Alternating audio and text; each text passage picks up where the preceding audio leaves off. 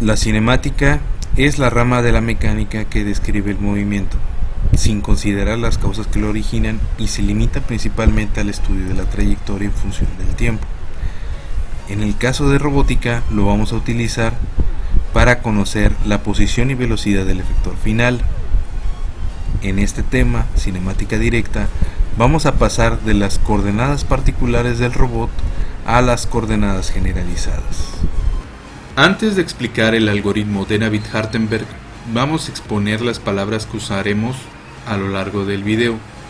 El eslabón, link en inglés, es nuestro objeto de estudio. El eje donde se encuentra su articulación actuada es nuestro eje principal Y, que se convierte en el I-1 de nuestro próximo eslabón. Solo se toman en cuenta los ejes X y Z en esta convención. El eje Z es donde está el actuador, que en una unión rotacional es donde está la salida del sistema de engranaje, y en una unión prismática el eje Z está a lo largo del cilindro.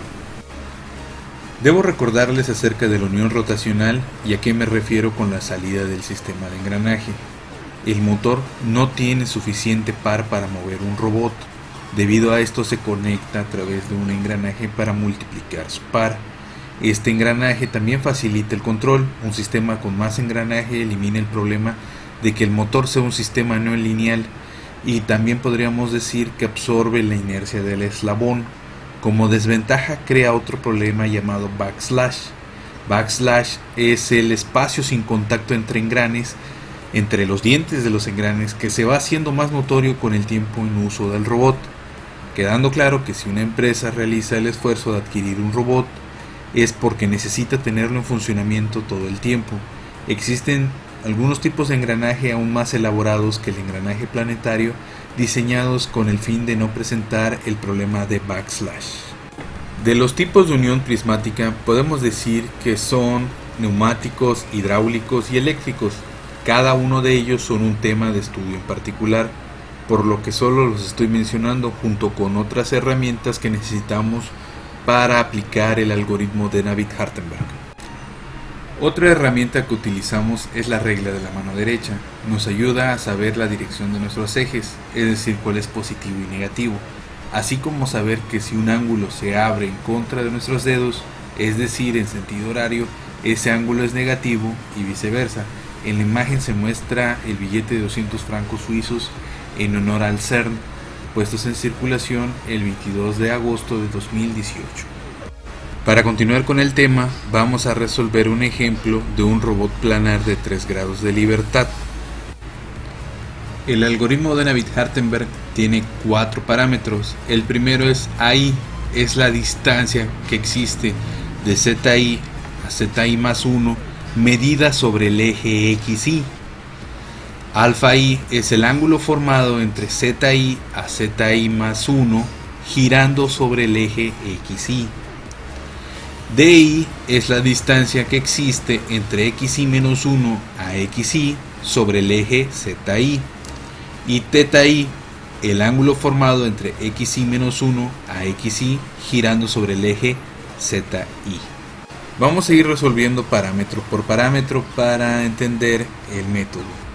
Entonces, primero que nada, ubiquemos nuestros puntos X0 y Y0.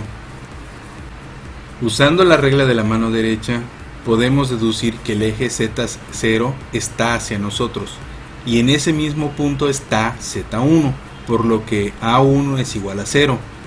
Y como no rotamos sobre X0, alfa 1 también vale 0. No nos estamos trasladando en el eje Z1, por lo que D1 es 0.